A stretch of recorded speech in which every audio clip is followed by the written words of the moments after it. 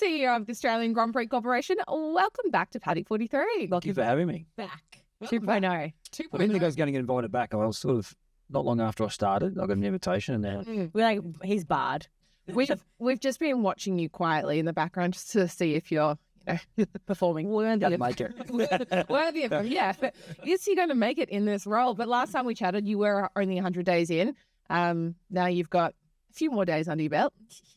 How's it been feeling? What's the biggest surprise that you've experienced running one of the biggest sports in the biggest sporting capital? So I'm 2 years in. 2 years in August. It's gone pretty quickly. That has gone quickly. Yeah, wow. My head was spinning after 100 days, I must say. Yeah. I'd spent 25 years in sport, but in AFL. I didn't know a lot about motorsport. I'd been a fan of the Grand Prix for many years, but seeing it from the inside is very different than the outside. And so I'm the first one to admit that my head was spinning after 100 days. I think it took a good 6 months to work out who's who and understand exactly what we do and how we do it. So now I feel a bit more at home when I turn up to work and understand what it is we do. There's been lots and lots of surprises. As a fan of the event, you get a bit of a feel of what might be involved to put it on. When you get in the inside and you realise, we're a street circuit in a park, and so the amount of work that goes into the time it takes to build that circuit, we start building sort of 3 months out. We've been on sale already, sort of 6 months out, and so you got to know exactly what you're building before you go on sale, which sounds obvious, but all the decisions are made by now. So there's sort of this year-round planning that goes on, and then you start building to be ready for early March. Oh, It's going to come around so quickly. it's gonna. We were I can't just believe saying. it's already been 2 years. Yeah. Has it really been 2 years? It's been 2 years, yeah, 2 years. So I've done So you've done two. 2 MotoGPs and 2 Formula Ones. That's right, because you went in straight into your first MotoGP, which was of an eventful MotoGP. It reminded my COVID days. I had my Yeah. first MotoGP where the weather was playing up a bit on the Sunday, and so we That's switched the race from the Sunday to the Saturday. Yeah. And I had to sort of that old muscle memory of change everything in 24 hours notice here. And Yeah. so we did, but it wasn't the easiest event to run first. You're approaching your third MotoGP now. That's in a couple of weeks. Yeah, we are. We're a few weeks away from Phillip Island. It's actually one of the great surprises of this role was I hadn't had much to do with MotoGP. I certainly hadn't been to Phillip Island to the circuit. I mean, I think a lot of people could relate to that, actually. Yeah. Yeah. It's one of those events, and having worked in sport for a long, long time, so I've been to lots of different events around the world. It's an incredible event. It's an unbelievable weekend. Though those riders are something else. Oh, they are. What they do on two wheels. Have you been on the back of a bike yet? No, I know someone who has. Come on. It's crazy. Surely, Trav, you need to get on the back Get of one on of it. those bikes. I They're like, he's too I valuable. reckon- We need him. Yeah. We need him for the event. Oh, what about me? Pretty valuable. That's all right. probably more than me. I did. I'll tell you what I did do. I thought when I started that I need to connect with the locals and the riders. So I did what's called the homecoming ride. And okay. we ride from San Remo over the bridge Oh, of course. and Oh, yeah. around the circuit and do a couple laps of the circuit. But I wasn't really prepared for what it was going to be. So I turned up. The guys had organised a motorbike for me from BMW. And so got on this beautiful brand new motorbike, rode it across to San Remo. And what I didn't realise was that they put some MotoGP riders at the front. So Marc Marquez, Oh, Yeah. wow. so just not your everyday rider. Yeah. And so there's Marc Marquez, myself, and Joel Kelso, I think was the other one. And they put us out the front and they rope all the other bikes back. And so they're all sitting there sort of revving their engines, desperate to ride with their 8-time world champion. Wow.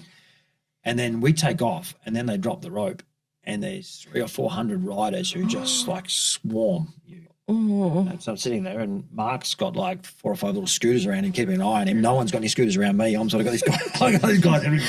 Well, What welcome about me? welcome to this job. Isn't So fair. that was the closest I'll get to get on the back of a MotoGP bike. I was on the front Nice. of the BMW and yeah, anyway. I reckon we get someone to change that this year. Yeah. For you. I Both think of so. you, Pat, you've got to have a go as well. I know I have to have a go. If you do it, I'll do it. Okay. There's a deal. Shake. That sounds like a pretty Did good you hear deal, that? actually. All right. Done. Done.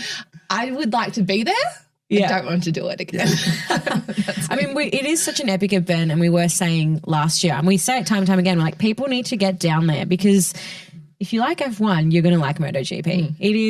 It's something. And it's something They are live. superhumans. And we say that about F1 drivers, but then there's just a whole other ballgame when for you haven't anyone- got yeah. a capsule around you. Anyone complaining about the noise of F1 cars these days and how it's so quiet, then get your ass down to Phillip Island Yeah. and listen to the MotoGP. Yeah. You get the noise. Speed down that but- straight. Yeah. And the way they sort of approach that first turn at 350 k's an hour. Oh. And it's Blows my extra- mind. It does, and I've done it a few Superhumans. times now. And I can't believe it every time I see these guys. Yeah. Yeah. Superhumans. Superhumans. Yeah. But hey, so we sat with you when it was your first 100 days. Mm. You're X amount of days in. What does a day in life look like for you? One of the great parts of the job is every day is a little different. Events are by nature sort of chaotic. That's what we love about it. That never goes to plan. Our job is to make sure that whatever goes wrong isn't visible to the fan that's there. You know, it's funny. Sorry, cut you off. When you work in events and you always think, I can't, every year they do the same thing. They're not organised. Yeah.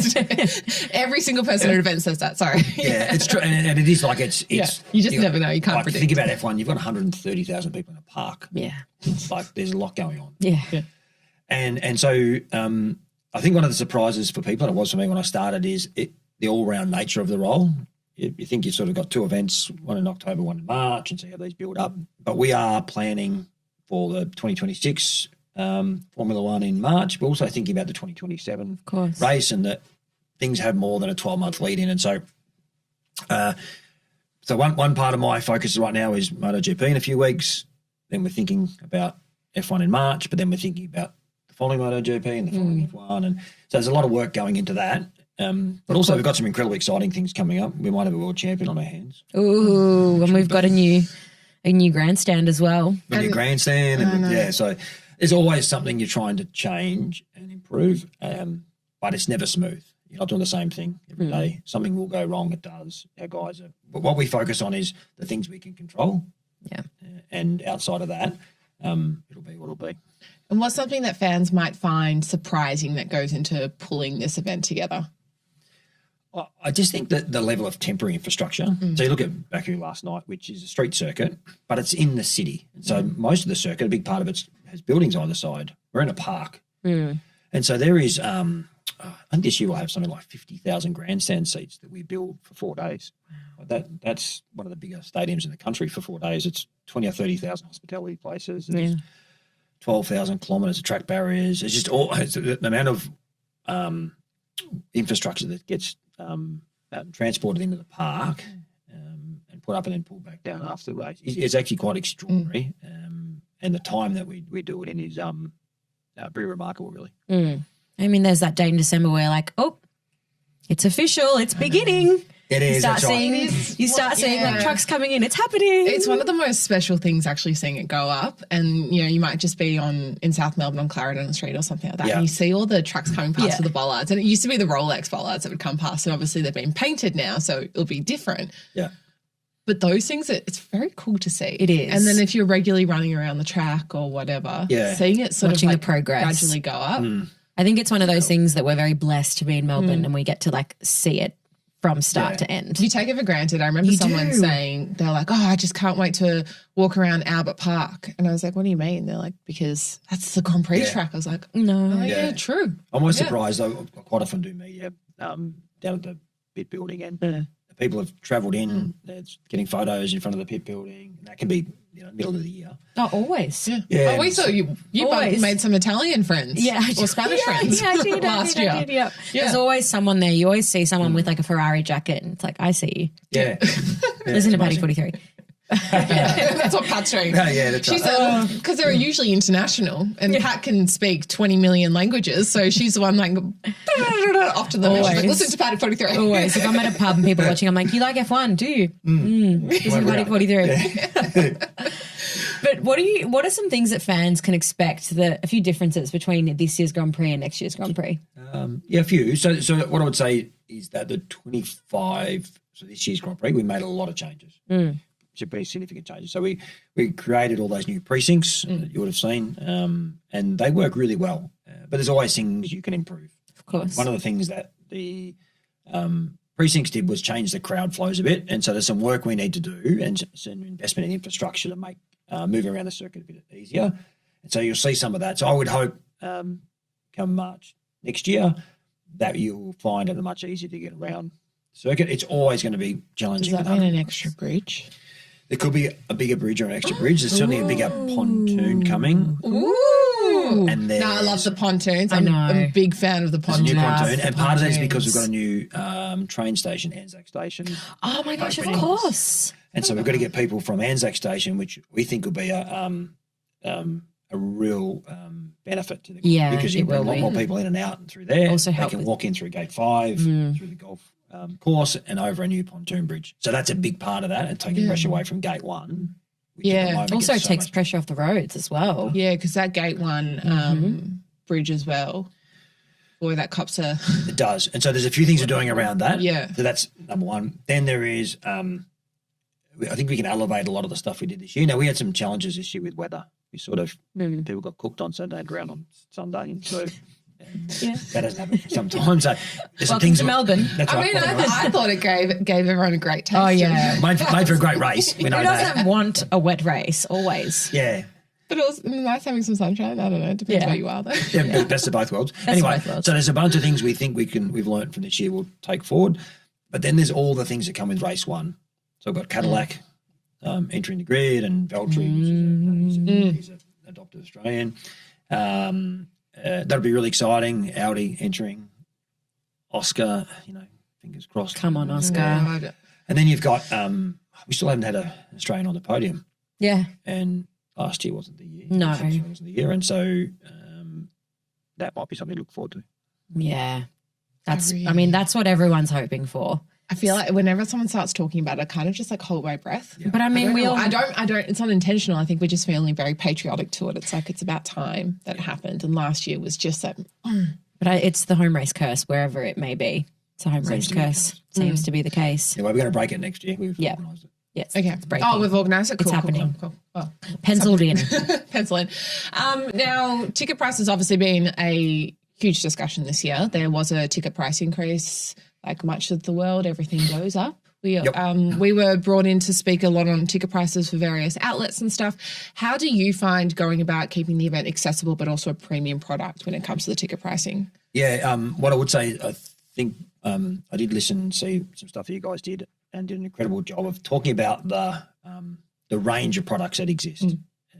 Yes, if you want to sit in the best grandstand or the best hospitality, it's going to cost more than other stands and general admission. So I think if we go back to the start, we had sort of demand-based pricing in 2025 and our fans didn't like it. Yeah. And so we made the decision to remove that and go back to a fixed price. And so what that means is that some people will pay a higher price, but a whole bunch of people will pay a lower price because that's how demand-based pricing works. And so it was a bit less structured and harder to explain for this year's on sale than it has been previously. The year after is going to be a lot easier. So we had to get through that. That's sort of point one. We've also got record sort of levels of interest in the event. And so our job is to make sure that we be sensible about how we manage that. The cost of putting the events going up. And we want to keep benchmarking ourselves against other international events, whether that's events in Australia or internationally.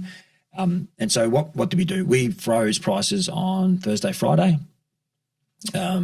We talked about it before, but you can get a 4-day grandstand from $560. You can get one for $1,000. You can choose which one best suits you. You can go 4 days in a park pass for just under $400 or $50 for a child. So $50 for 4 days entertainment for a child. So good. Pretty accessible. And you can bring in your own food and drink as well. And you can do all that. So the I get that prices have increased. I get the price have increased around the world, but we're responsible for our event. What we've tried to do is make sure that there's that range and that accessibility. And what we're seeing, and you've seen it, is that there's just as much demand now for Friday as there is for Saturday, Sunday. Oh, absolutely. You see a lot of on-track action every day. You get to see the drivers every day. And so our on-sale was incredibly successful. We sold out Saturday, Sunday grandstands, I think, in probably about an hour, which is a bit I feel like Yeah. it was even less. Yeah. it's probably less. It was I reckon it crazy. was less. I remember this year, 2025 Grand Prix, Thursday morning, 6 a.m, I bumped into you. And we were both like, shit. Yeah. It was the amount of people lined up at those gates. It was like a Saturday. Yeah. Yeah, and so part of it is making sure that people understand what's on every day from Yeah. the Thursday through to the Sunday. But with that interest, and we saw it every day. I'd get to the gates at sort of 6 a.m. to do media, and there was a lineup. And some of those people had been there since sort of 2 or 3 a.m. Yeah. Because they want to get to Melbourne Walk and get their spot. And so as the demographic changes, as the level of interest increases, yes, we've got to be mindful of pricing, but also the experience needs to evolve with that. And so it brings with a whole lot of challenges, but they're great challenges to have. Yeah. It's a problem that you want to have. No. Yeah. It's a good problem. Yeah. And what I would say, sorry, to finish that up, is that we would be, if we benchmark ourselves internationally in terms of Grand Prix, we would be pretty much in every category, if not in the bottom four, we'd be in the bottom half. Yeah. And that's important to us that we stay affordable and against the fact that we are a temporary circuit. Yeah. Yeah. I mean, Silverstone last year, I couldn't believe how expensive the tickets were. So for me, when I saw the ticket prices go up, I was like, I mean, when you think about the whole infrastructure for 4 days, not bad. Yeah. Not bad for a premium race offering, yeah. Yeah. Yeah. It's definitely competitive, and I'm so excited. I'm so excited talking about it. But I want to talk about the paddock, because obviously we saw earlier on this year that there's changes coming and there's a lot of new buildings going up. And what exactly can you talk about it, and what can we expect? Yeah, so and I know that is for 2027. That's So we will, after the 2026 race, demolish the pit building. The pit building's been there 30 years. Oh, does that mean we can have a send-off party? We can do one of those parties. What do they call this? A demolition party. A demolition party. And this is for Oscar spinning out in 2025. Just opened up the can of worms. I've said that without talking to anyone. We might just clarify that for a moment. That potentially we can do more. Demolition party. So we will demolish the pit building after the 26 race and commence construction of a new one. Wow. And that's exciting for a couple of reasons. One, to have a new pit building. Look, beyond the regulations, the cars have changed so much from 30 years ago, and so the garage widths aren't where they need to be, the garage sizes aren't where they need to be. There's a whole lot of reasons it needs to be upgraded. But to have that new fan amenity will be incredible. That what fans expect has changed a lot over 30 years, and so that's pretty cool. But outside of race time, so the other 11 months of the year, whatever, it is a great community asset. So the size and the functionality of that building will change a lot. What will happen is that it will take 2 years to build. Okay. So it will not be finished by the 27 race. It'll be partly constructed, and so it will be some temporary overlay. Yep. And then we'll finish the building ready for the 28. I remember when I was reading it, actually, and I've played soccer there before, not in that exact building, but I've played at Albert Park. And I remember the club that we were playing against were always like, the amenities here, like there needs to be changes. So it's going to be good for like the entire community. Yep. Yeah. That'll be a good one. Well, speaking of regulations and sport changes, from a CEO perspective, how do you see the regulations coming into 2026 impacting the sport and the event itself? Yeah, from my perspective and as the promoter of the event, anything that builds sort of uncertainty and hope for those teams towards the back of the grid is a really good thing, because you hear all the banter at the moment about the impact on the regulations of different teams and teams having views and all those things. For me, that's very healthy. That's really, really healthy from a sport point of view. The notion in a very broad sense of making the cars smaller and lighter and removing DRS, but they're bringing in sort of a new sort of mode that helps overtaking, which I think would be really exciting. To have all that race one, and so you sort of got that as changes and all the unknown, I think also brings extra attention to our race. And I think we had 80 million people watch our race last year internationally. And Hamilton helped a lot with that. Of course, everyone wanted to see him in red. Everyone see him in red, but there's just a few eyes on our little city down here in Australia. It's a lot with the city in the background, and so I think there'll be just as much interest next year with the new regulations coming in, and I think it'll even the field back up again, which is a good thing. Other than our Melbourne boy on the front, which I hope that's where it stays. I mean, Melbourne is the opening act. Like it can be a lot of pressure. But it's also a lot of pressure on the other cities. It is, I would say, because they have to then set the bar with what we set the bar as, but then also having set the bar and also having, the new teams and structures and everything. Yeah, we're very happy to launch the F1 calendar. Yeah. I think it's a great responsibility that we don't take lightly. In our contract, we're somewhere between race 1 and race 3. So we're always early. It'll flip around from year to year. But to have the 2 years that we've had, in terms of the driver changes this year and then all the things that are happening next year, it's a pretty good 2 years to have race 1.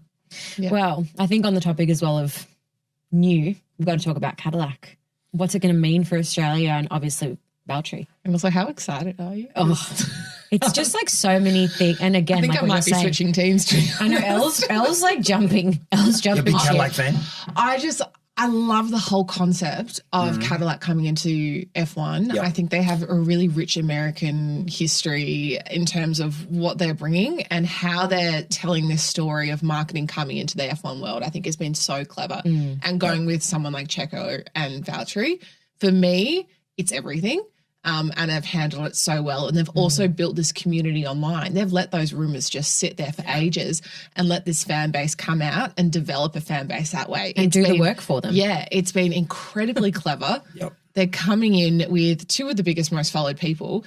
That Mercedes has been building up Valtteri all year, made him such a bigger personality online, and then Cadillac go, Yeah, Thank I you. love you. Thank you. you for the hard work, Mercedes. Yeah. We'll take him now. Mercedes are just probably like, fuck.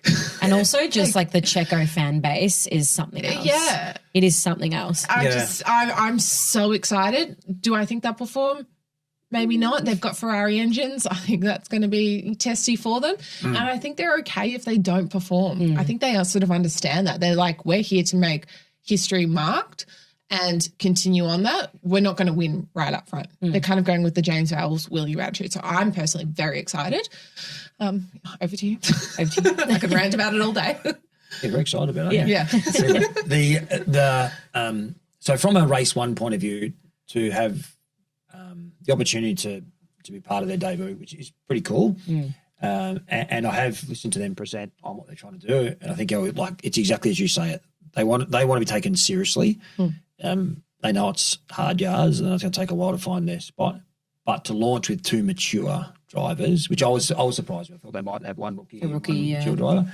They haven't, and so they've gone pretty heavy early. And also credit to F1 and Liberty Media, where they're pushing to sort of North America. So their 3 big markets are North America, families and females. And to have Cadillac come in, I think is a big exclamation mark against their push into America. The how they go, I don't know. They want to be able to compete. I don't think they expect to sort of come in and go straight to the front of the grid. But they're not going to be like a Huss coming in losing every single race. No, they've got a serious outfit. Yeah. And their proposition is they're going to resource themselves well. They're going to come in ready to compete. They've got the funds and the resources to make it happen. So it's exciting, and I think they're going to have a massive, massive fan base. It'll be interesting seeing everyone here with how much Cadillac merch we're going to see. You're going to be like that meme from Cars, the Ferrari one, but you'll be the new Cadillac one. The way they launched their drivers was very cool. You see all the socials? Oh, yeah. It was Did I see unbelievable. it? Yeah. How cool is that? It was very well done. I was so excited. I wrote an article about it. I went gangbusters. It was very well done. Yeah, it was very cool. Yeah, I was very excited. Apparently, they're doing an insane line of their merchandise as well. Oh, Yeah, but it would make sense. Like, of course they will. I know. And again, like just the fact that you have Checo, you've already got a huge amount of fans locked in. Yeah. Like that's just that hard work. There's no need to do that. And That's done. Valtteri, And of course, Valtteri. he'll be sort of every Australian second driver. Absolutely. So, yeah. Absolutely. And like you said, he is appealing. It is appealing to families and females. Cadillac is a family SUV at the end of the day. That is their core buyership. You've got people loving Checo and Valtteri. There's just so many smart moves. I just think this is brilliant from a marketing ploy. It's very smart. Yeah. Very, very smart. And then Audi coming in as well. Yeah. They'll want to be taken seriously. And so I think they'll surprise some people. Yeah. Yeah, I haven't really thought too much about them. I can tell. I can tell. I'm trying to get you past your Cadillac now. That might be the end of this. I think where you're done. All right, I'm out. No, it's going to be such an exciting season. There's so much happening and all eyes will be on us. Yeah. Speaking of eyes on us, we are creators, we are podcasters, we're a different form of media format, and we're playing a bigger role in the F1 fandom than media restrictions allow. Where do you see it's a big thing online, you know, creators cannot use the word F1. We cannot use anything to promote the sport, but they want to promote the sport. It's all very tricky. There's a lot of grey areas. Where do you see the balance between keeping the sport premium, but also being able to connect and work with creators like us in the sport, rather than the odd creator that pops up in the sport once a year? Yeah, I would imagine, because this is one for F1 rather than us, we don't control the media access. Oh, it's more just like, what do you see? Yeah, well, I would say, I'd imagine this is something that F1 are wrestling with, because one thing they have done, if you go back to the sort of previous regime, is they've completely opened the sport up, but they will want to have some level of control over that. I think what we're finding, though, is that the diversity of narrative has been really powerful for the sport, because as you look at our demographics, we are younger. I think we're almost 50-50 male-female. Yeah. This year's event. That's extraordinary. I think it's 47% females. And so people going to different places to learn about the sport. Yeah. And I'm sure I won't be telling everyone and they don't know. I'm sure they're thinking about this and how they manage it, because I'll be managing every country that there's a race. For us, it's very powerful to have you guys and others with an interest in the sport telling the story in the way you tell it. And so we'd always be very supportive of it. And I think this is where the growth comes from, to be honest. And so I don't have a specific answer about how you go about that, because it's not our question to answer. But it is for us, when I have conversations with people and the amount of friends I have that listen to you guys and learn about the sport from you guys, it's not through the traditional channels. And I think for us, our avid fans, we need to keep looking after. They can get the best of both worlds in terms from you guys, but also the growth market that continues. Isn't going to be watching Sky week in, week out. And they're going to look for their content especially when they are probably a little bit more biased to certain English Lando Norris drives. Speaking of diversity and change, it's just been announced this week, Laura Villar is going up for presidency of FIA, which is just very cool, especially from such a young female. I think she's 28. I think she's 28. Yeah, 28. Which is, for a female 28, trying to go for that role to take it over, the presidency. Yeah, taking over Mohammed Ben Sulayem is it's a big one. I mean, I couldn't think. I mean, even Carlos Sainz Senior, he went up for it and then he pulled out of it. I'd like to say that. I know, Carlos Sainz Senior. Say something else for us.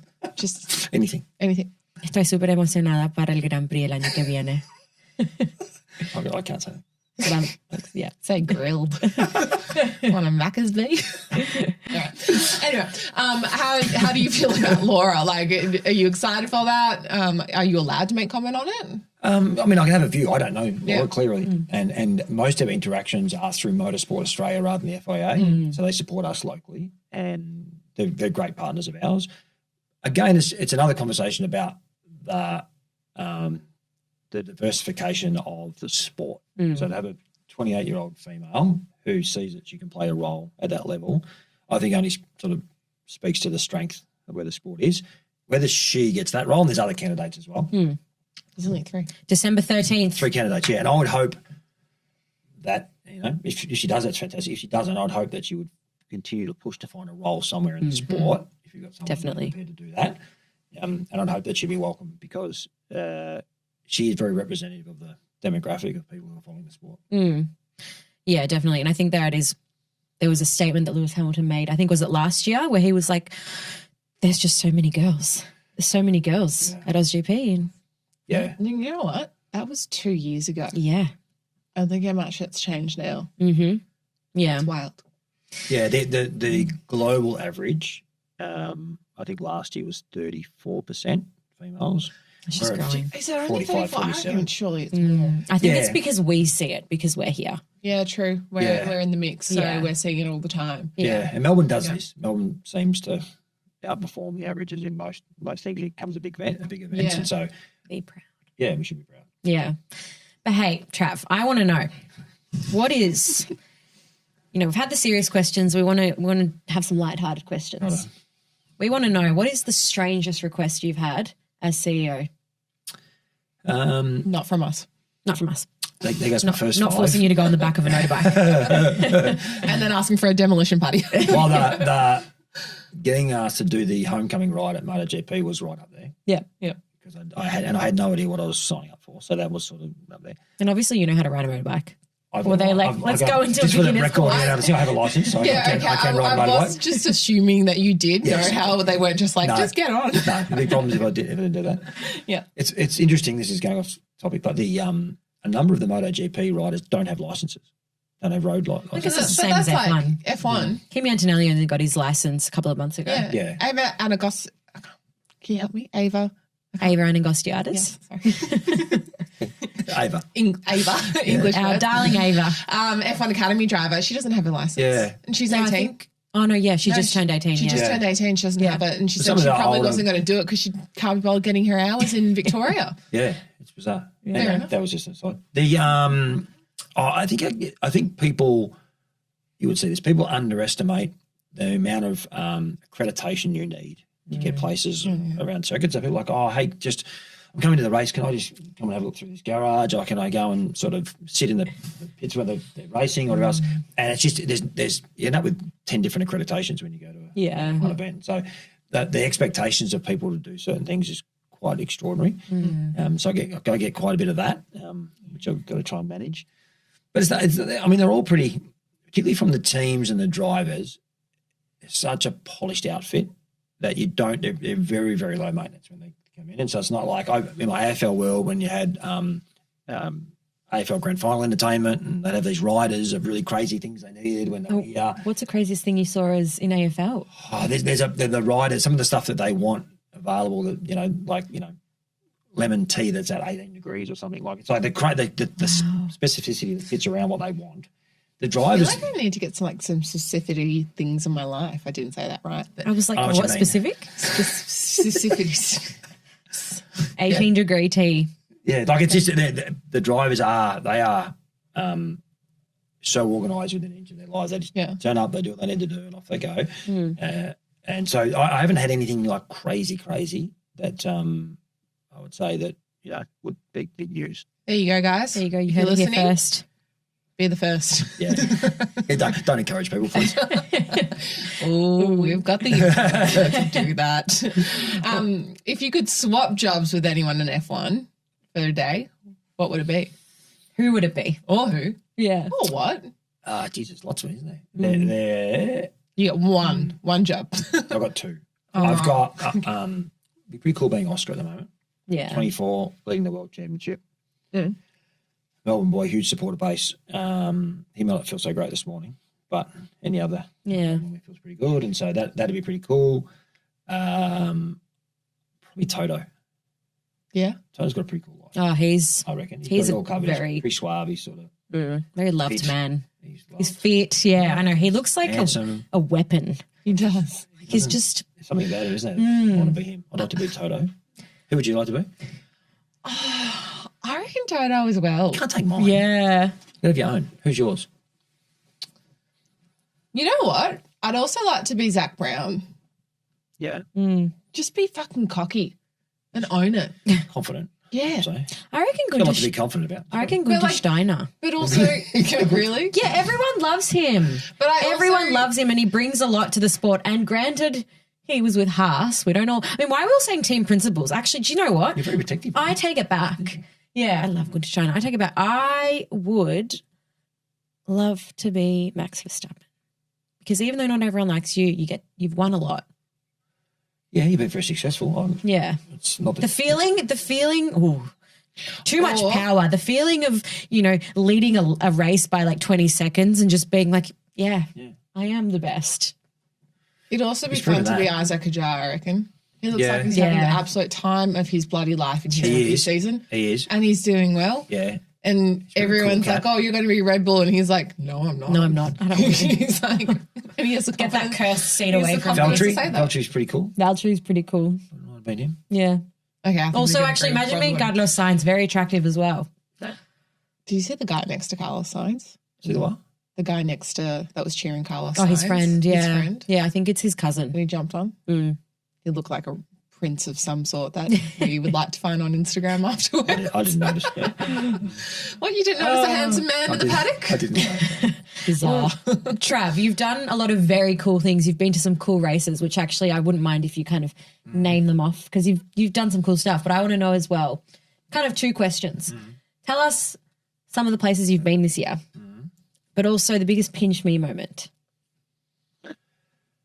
Okay. I'll do it in reverse. Okay. Just to throw you out. The biggest pinch me moment for me is when you're standing on the grid for the national anthem, and you've got the Fangio stand on your left, and it's completely full. You've got the drivers behind you. The grid's full of people, and it's a pretty incredible moment. Can I be a part of that event? What's about to occur and all the anticipation that's a pretty cool thing that as someone who's worked in sport for a long time, to be standing there, you've got the CEO of F1, you've got every driver there, and so that's pretty cool. One other. I had a That's right, you have to. I've got We'll allow it. my other pinch me moment was at the 24 event. I'm not sure it was a 24 event.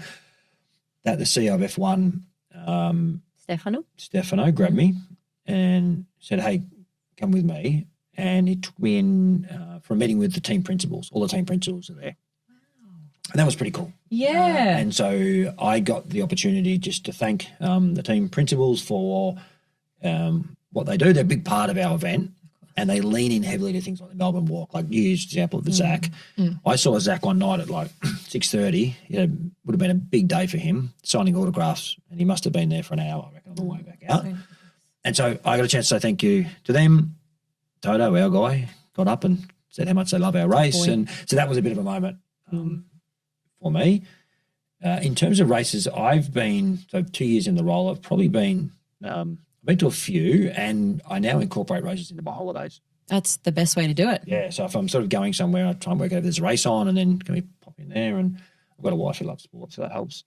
She does. She does. and so I've been to Miami this year, which was really cool. It was a great race. I've been to Monza a couple of weekends ago. You've done all the M's, right? Oh, you didn't do Montreal though. I haven't done Montreal. You did I've done Monza, Monaco. Yeah, I've done Monaco. Miami. Montreal will be on the list because it's also in a park. Yeah. It's quite relevant. And those guys came out to our race to learn what we do. And they do an awesome job. So I'd love to go to Montreal.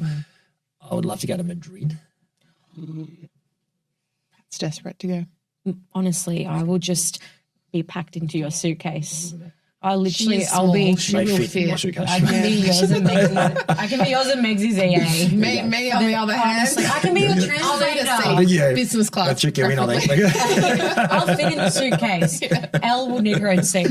Yeah. I can be the translator. That's my dream next I think year. a street race in Madrid would be something else. Oh, I literally have goosebumps. We're almost a few weeks ago. We're 1 year off. Let's have a think about that. We might be able to try. Well, you guys might need a translator, Think about it. Yeah. interpreter. You know what's funny? This year, I introduced Pat to the ambassador of Monaco, and she's been, chauffeured around by our ambassador of Monaco and all that sort of stuff. And she's not speaking to many people because everyone's speaking to her in English. Introduce her to Pat, and she tells Pat, "I'm so sick of speaking English." She just loved it. She loved me. Oh, I love her. She was like, when you come to Monaco, come and have a coffee. I'll show you around. I was like, it was that was would be great lovely. for her. She was so sweet. Because it gave her the relief of the moment in getting to enjoy the Grand Prix in our hometown. Yeah, so Pat was the unofficial ambassador and our unofficial ambassador. translator. Yeah. So that's Absolutely. so Madrid's on our list, I reckon, based on this. I went to Suzuka. Oh, yes. Oh, Suzuka. That's Easter holidays. that's also on our list. cool. And Yeah, that was great. That was during Easter. yeah, Yeah. Yeah. that was really cool. So I've been very spoiled. Both a couple of work trips, but mainly holidays. And if you can combine so that sort of stuff with your holidays is pretty fun. Yeah. And well, you showed us a photo on your phone of Monza. Yes. How was the feeling at Monza with the Tifosi and I'm glad you pronounced that, not me. The Do you want me to have a go? yeah, I was going to say Tifosi, but Tifosi? Yeah. Tifosi. Tifosi. that's how you're supposed to say. Tifosi. Yeah. Not like that. That's a whole other version. Not like that. That's not that one. The Tifosi will come to you with their pitchforks. Atmosphere, and we didn't have a Ferrari on the podium. And yeah. So I can imagine what it would be Oh. like. But the atmosphere during the race is incredible. The atmosphere at the end. So I went for the first time and stood under the podium. I hadn't done that before. and they set off all these flares, and it's incredible. The whole thing is amazing, and so it's a temple of speed. So it's a very historic circuit. But it's probably one of those pinch me moments, I think, when you're standing there and they have these Ferrari flags everywhere, and the way in which they support that event is quite incredible. Yeah. God. One day, next year we're going to get. I don't know, but I was saying to Elle, there's a part of me as well that would be kind of scared of the Tifosi because they seem pretty intense. Yeah, but so are you. So yeah, you're intense and you're little. Yeah, true. You would just barge through. That's true. You're fine. Now we're going to have to let you go because you are the CEO of the Australian Grand Prix. You do have to go back to work. Any leaving tips and things that people should look forward to next year that they have to keep on their list that we can get a little. The first thing I'd say taster. is that there are still tickets left for Friday. Yep. So don't underestimate what a Friday is like. Last year we sold out. 100%. I agree. Yeah. Fridays. Yeah, I literally you see more of an F1 car on Friday than you do on a Sunday. Fan forum. There's a whole lot of things on Friday that are really, really good fun. Yep. You probably get more access to drivers on a Friday. So if you want to come along, don't be disheartened that a lot of the Saturday, Sundays are gone. Jump on and grab a Friday ticket. I promise you'll have a good time. So that'll be the first thing. And you might see an Australian champion for the first time. That might be the first time we get to welcome Oscar to the circuit as an Australian champion. I don't want to. Goosebumps. Yeah, I was in. But you'll certainly see Cadillac for the first time. Yeah. an Audi. Well, not for the first time, but, back. Yeah, back. So there's a whole lot of reasons why Friday's a pretty cool thing, is what I would say. And we'll have a fan forum again in the city. And so just come and enjoy it. If you're from Melbourne, come into the city and enjoy the vibe of Formula One. If you're coming from interstate, come and enjoy all the great things we love about Melbourne. Also, it's earlier on in the year, so more chances of guaranteed good weather. The weather's going to be great before you. Mm-hmm. Yep. We've locked that in as well. Okay. Forecast ahead, yep. Have you paid like an SD witch or something Whatever like I've got to do. They say bury a sausage in the ground so it doesn't rain. Isn't Have you heard that that? for your wedding? Yeah, I don't know. I assume it's all round. Well, I'm getting married a couple of weeks beforehand, so maybe I'll. Yeah, I say you bury a sausage in the ground. Well, I'm getting married 4 weeks beforehand, so I'll get the sausage and bury it at Albert Park, and then keep keep it, and we'll flag it, and we'll all do it together. So, and then we can do like a little tea dance ceremony. Yeah. Right. But actually, do you know what? We do kind of want rain as well. No, I just want good weather. I just don't want it to be cold. Yeah, we'll get you rain somewhere else. Another weekend. Okay. Yeah, Suzuka. A few weeks later, Suzuka rain. Thank you so much for coming in. It's always a pleasure having you. Awesome chat. So good. Thanks for your support. Love having you. I do mean that. You guys are such an asset for us in terms of the way in which you promote our sport, but you also regularly talk on behalf of the organisation in terms of promoting the event, and we appreciate it. Thank you. Well, it's easy to talk on something that we are passionate on and that is done so well across both MotoGP and AusGP. Yeah. Thank you. Thank you. Thanks, Trav. Bye. Bye. I know if I ever see the light, I'll be up in the club and it's so alright.